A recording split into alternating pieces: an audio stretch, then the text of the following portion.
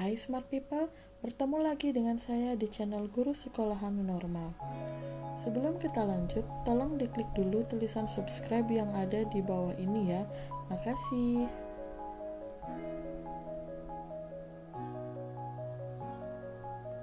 Kali ini kita akan membahas mengenai teks negosiasi part 2, yaitu unsur kebahasaan dan langkah-langkah menyusun teks negosiasi.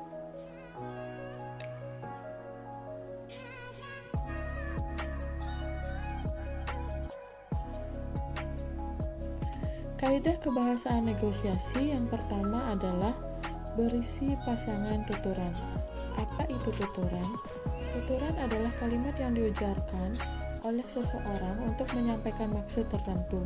Tuturan merupakan bentuk komunikasi lisan seseorang kepada mitra tutur dalam kehidupan sehari-hari. Seseorang sering menuturkan sesuatu kepada mitra tutur. Tuturan adalah pemakaian satuan bahasa seperti kalimat atau sebuah kata oleh seorang penutur tertentu pada situasi tertentu. Dalam teks negosiasi, tuturan berupa dialog yang berarti dilakukan oleh dua orang atau lebih.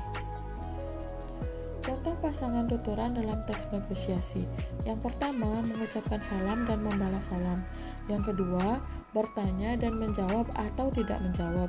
Yang ketiga, meminta tolong dan memenuhi atau menolak permintaan.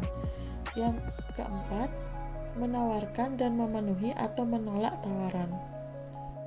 Yang kelima, mengusulkan dan menerima atau menolak usulan pasangan tuturan yang terdapat dalam negosiasi. Yang selanjutnya yaitu kaidah kebahasaan yang B, penggunaan kalimat persuasif. Kalimat persuasif adalah kalimat yang berupa ajakan atau imbauan kepada seseorang untuk mau mengikuti apa yang diungkapkan pembicara. Dalam teks negosiasi, kalimat ini diperlukan untuk mencapai tujuan, yakni sepakat atau tidaknya dalam bernegosiasi. Kaidah yang ketiga yaitu kalimat deklaratif atau kalimat berita. Kalimat deklaratif adalah kalimat yang disampaikan berisi pernyataan yang berfungsi untuk memberikan informasi atau berita tentang sesuatu. Selanjutnya, bahasa yang sopan. Dalam teks negosiasi, kita wajib menggunakan bahasa yang sopan, sehingga antara kedua belah pihak agar terjadi komunikasi yang baik untuk mencapai negosiasi yang sukses, yaitu win-win solution.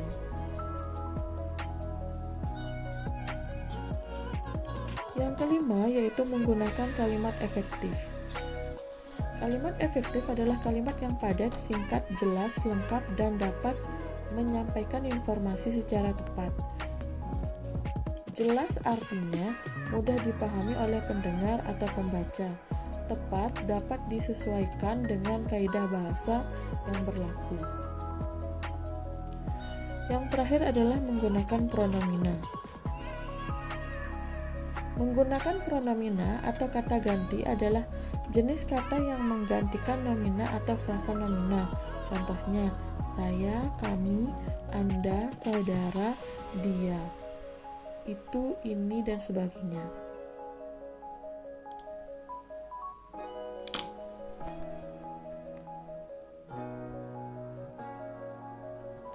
Selanjutnya kita masuk kepada pokok bahasan menyusun teks negosiasi atau langkah-langkah menyusun teks negosiasi.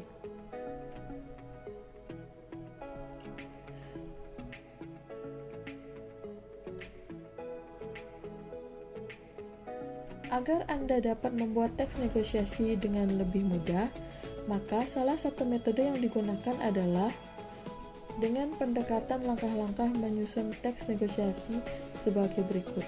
Yang pertama, menentukan topik. Sebelum melakukan negosiasi, ada beberapa persiapan yang perlu dilakukan supaya kegiatan ini berjalan dengan baik. Pertama adalah menentukan topik. Di sini kita menentukan apa yang ingin dibahas atau penawaran yang ingin diajukan kepada lawan bicara. Selanjutnya, langkah yang kedua adalah menentukan pihak-pihak yang berkaitan.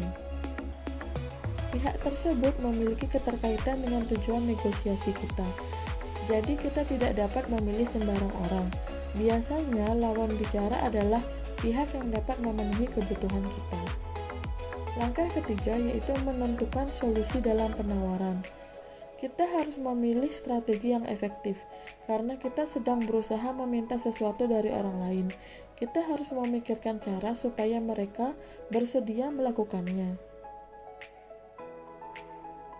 Langkah yang keempat yaitu menentukan model kesepakatan. Dalam hal ini, kita wajib melengkapi alasan rasional yang dapat meyakinkan lawan bicara. Alasan tersebut bisa berkaitan dengan diri kita sendiri atau berkaitan dengan lawan bicara. Langkah yang terakhir adalah menyunting. Setelah kita selesai menulis teks, jangan lupa untuk mengecek dan menyuntingnya. Penyuntingan dilakukan agar teks lebih rapi dan mudah dipahami. Penyuntingan di sini dapat dilakukan dari isi teks, struktur, dan bahasanya. Di bagian isi, kita bisa melihat jika tujuan negosiasi dipaparkan dengan baik dalam teks. Cek kembali jika argumen yang kita masukkan sudah cukup meyakinkan dan logis. Jika belum, tambahkan lagi beberapa alasan lain agar dapat diterima oleh lawan bicara. Kita sudah membahas struktur teks ini pada video sebelumnya. Jika kalian lupa, maka nanti saya akan tuliskan linknya di bagian deskripsi. Silahkan dicek ya. Teks negosiasi memiliki bagian-bagian seperti orientasi, pengajuan, penawaran, dan persetujuan. Perhatikan jika tulisan kita sudah memiliki bagian-bagian tersebut. Jika belum, maka tambahkanlah. Yang terakhir adalah kaidah kebahasaan. Selain menggunakan kalimat-kalimat yang sering digunakan dalam teks, seperti kalimat logis dan kalimat kausalitas, cek kembali jika terdapat kesalahan penulisan atau ejaan.